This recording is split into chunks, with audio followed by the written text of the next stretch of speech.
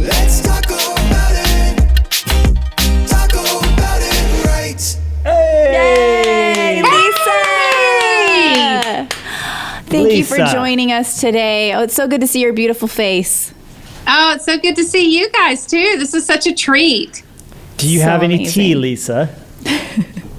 I'm wearing a really cool jacket right now. Yeah, Here, you go are. show the back of my jacket. Oh my Like, gosh, show the back of it. Yes. that's incredible. You guys get the hood up. There we go. So amazing. Looks good on you. Look at you, looking strong. Hope just told me before we went live, Mom, you know, all the cool people that Jennie's been having on her show, they've been wearing their jackets. So you need to make sure to wear yours. And so I'm so thankful that I have cool daughters that remind me how to be cool with Jennie and Levi. You have cool daughters, and your daughters have a cool mom Yes. Thank and you. dad. Yes. Love you both. So much. Thank you. Oh my goodness. Well, Lisa, I just want to tell you, thank you. From the very beginning, even just our friendship, I'm just so thankful for you, your presence in our lives, your wisdom in our lives, and just in this whole process, you have been so generous in sharing and wisdom and speaking life over and giving me tricks and tips, and like you're such a generous person with what God's given you, and my book wouldn't be what it is without your wisdom and your investment and your time and your kindness. And so thank you so much. Well, you're so welcome. It was a complete honor. And honestly, Jennie, I learned so much from you. So I would have been sad to have missed out on the lessons that you taught me through this message. And, you know, there were some really profound moments as you and I processed the message together. You know, Levi and I were on tour last year. We were supposed to be on tour this year too, but of course that hit the little pause button. Yeah. But when we were on tour last year, I remember you talking about the message, and every night we would get to do a Q&A on the Encounter Tour. And many times you would join Levi and I on stage for the special Q&A during the Encounter Tour. And there are still sentences to this day that you said that I'll remember. And I'm like, man, there's so much experiential wisdom tucked inside of Jennie. I'm so grateful she's going to capture them in a book. And this book is going to be a gift to the world, Jennie. It really is. Thank you, Lisa. That means so much. Yeah, I don't know. Just gonna let that sit there for a second. Beautiful. Where we would be as writers without you? You know, Yeah. you helped me through Swipe Right, Yeah. and through I Declare War, and then to be able to come and have you help us work through the message, what we're trying to say, and how to say it well. You know, because I don't know a better writer out there than you. Yeah. And your team, incredible in the conversation and unleashing the power of it. And so it was a real joy to have you be a part of 3 of the significant things that our family and ministry has ever got to work on. So. Well, thanks, Levi. You're very generous in your kindness. I appreciate it very much. I love writing. You know, it's something that I didn't know you could grow up to be a writer, but I can look back on my childhood and I see glimpses of God's divine assignment, like being hinted at as a little girl. I remember the day that my dad came home and they had transitioned their office to a computer.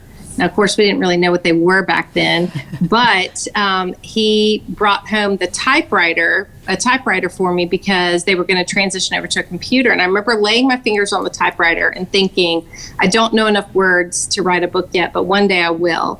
And so I have that distinct memory of being a very little girl thinking how one day I would write a book. But Jennie, I know for you, your book writing journey really came out of an assignment on your heart because you have quite a story. You and Levi have been through a lot. We got to hear Levi's part of the story with Lenya, and I loved your book, Through the Eyes of a Lion. I think Levi, I texted you recently and said that my future son-in-law said that that was the book that he was reading.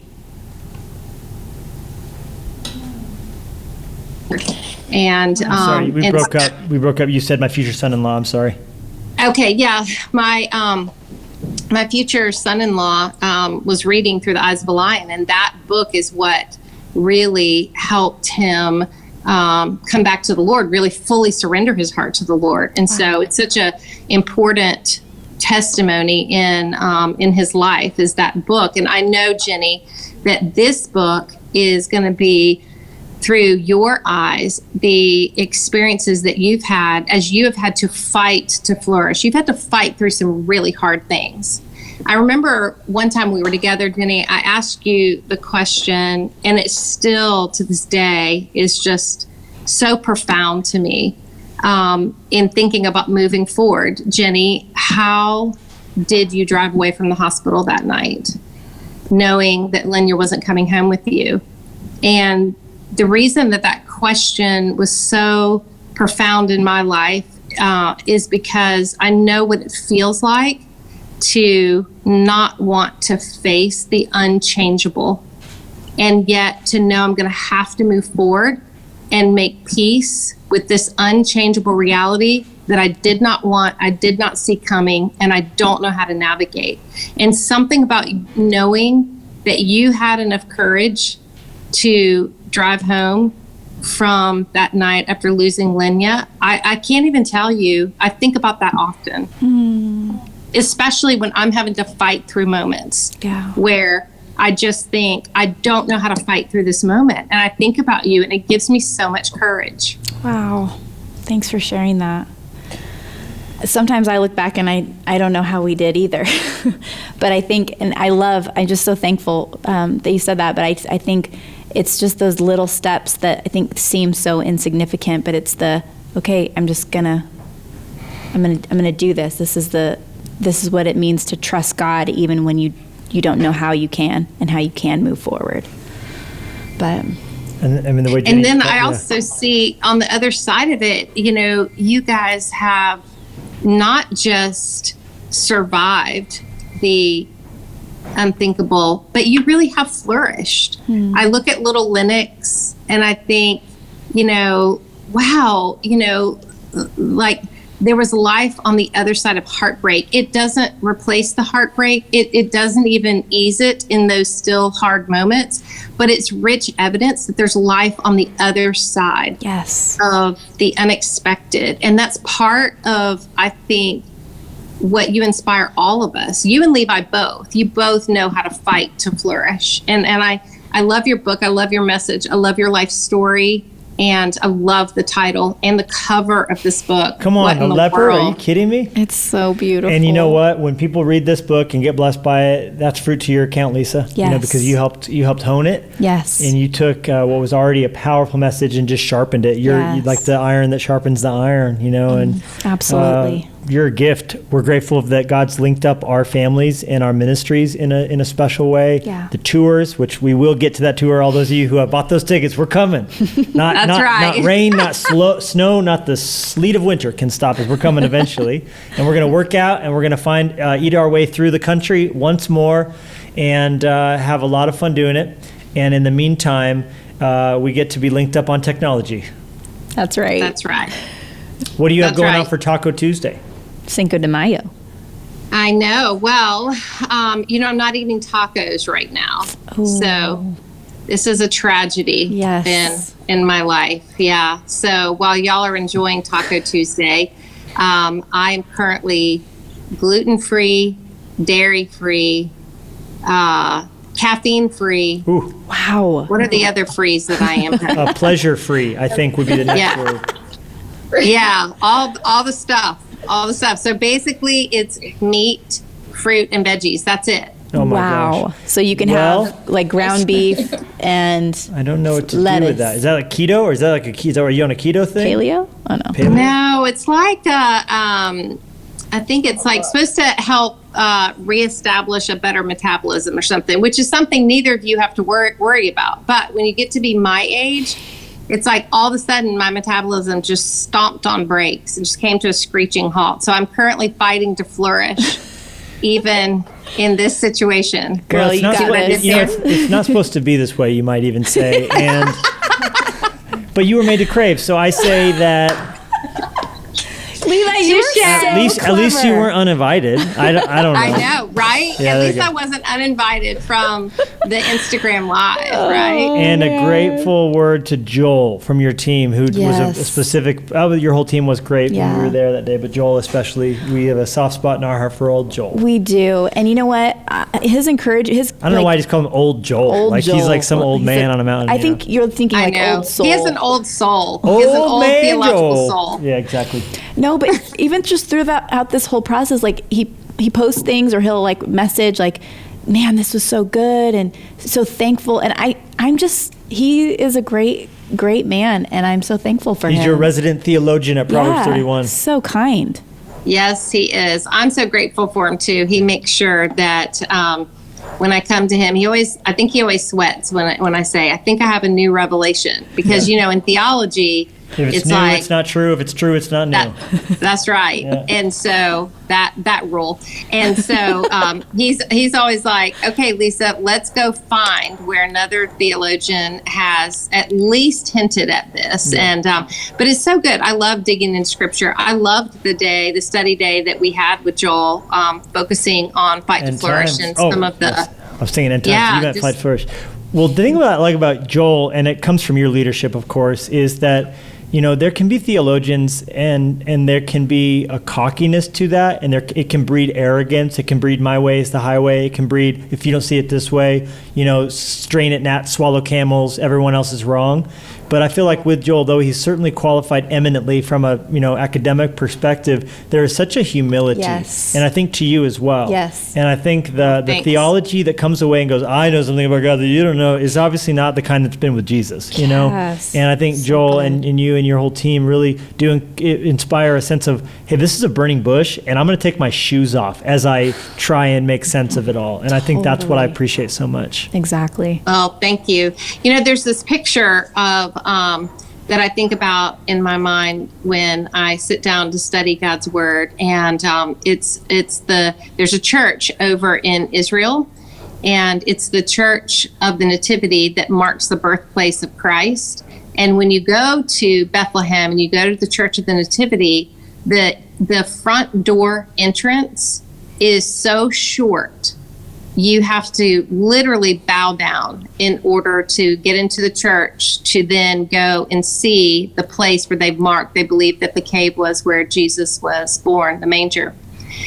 And I love that picture of bowing low as we approach just the awesome reality, the divine experience of Scripture.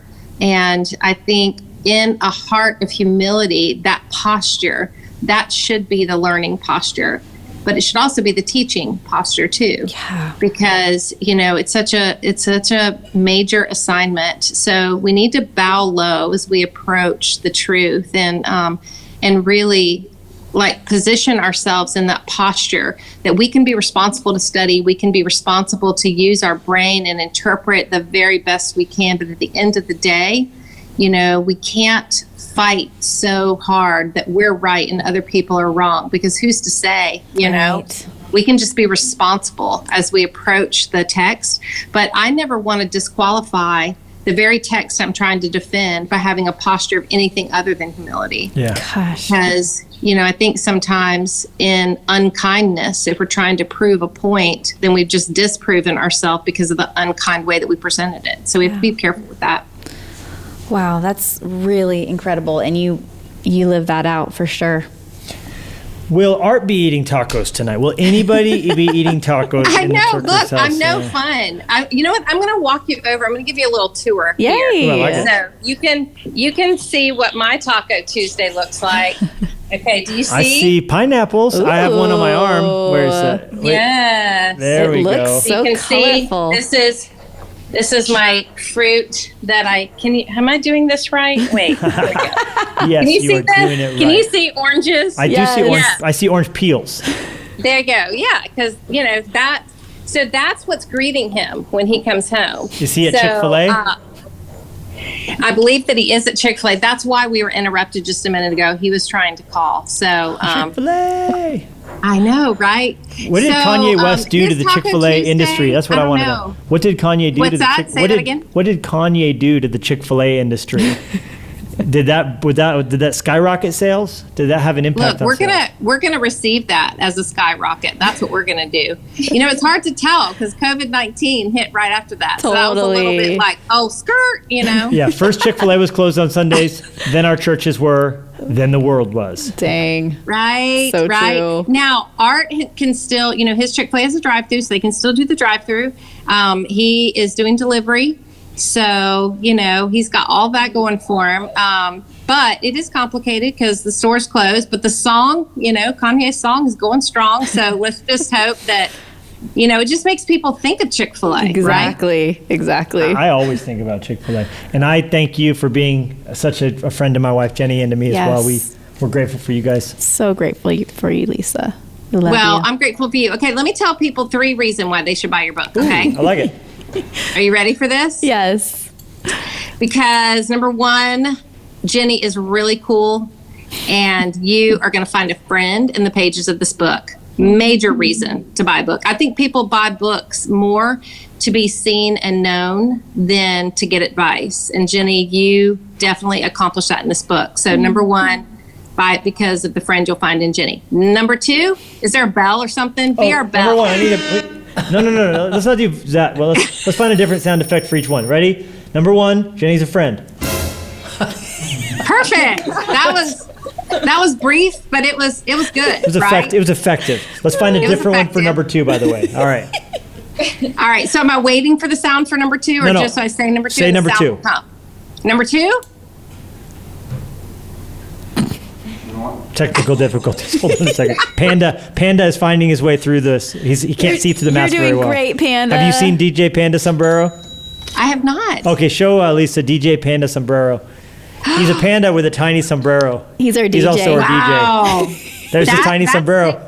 That's taking the face mask to a whole new He level. also has a mustache. Can you see it there?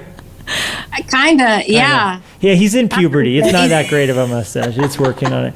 Okay, so say number 2 again, Lysa. Okay, number 2. That's Wow. underwhelming. That was underwhelming. Underwhelming. But it was still there. It was still a definite number 2 sound. It's embarrassing. Okay. I mean, not a real number 2 sound. That sounded It terrible. wasn't the You know number what I'm 2 saying? sound. It wasn't the number 2 sound that you might normally hear on Taco Tuesday. Oh my God. Not that number 2 sound. No. Okay, this is going bad. You guys. What's this number is 2? supposed to help What's Jennie's the book. I'm second going reason? downhill. Or its ratings are going This up. is going You never perfectly know. well. Yeah. Okay, so the number 2 reason you should buy Jennie's book is because you're going to have a day real soon where you are going to feel like you just don't have what it takes to fight through whatever it is you're fighting through. And a lot of us are fighting through things right now.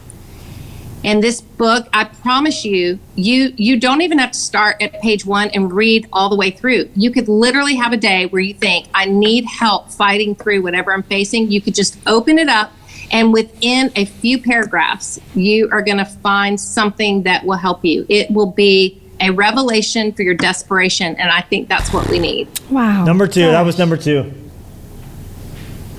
Okay, Wait. so now. number Oh, 3 wow. That sound. was really good. Whoa, was that Okay. thunder? That's powerful. Was that my number 3 sound? No, that was number 2 because Okay, we finished out number 2. Okay. All right, so now number 3. Yes, there we go. Perfect. All right. The number 3 reason that you should buy Jennie's book is because it is a right now read. And I think some books you hear about and you think I should read that book one day. But I'm telling you, Fight to Flourish is one that you need to go ahead and get today. It's a right now read, right in the middle of everything we're facing, the uncertainty, the doubt, the hardship, the fear.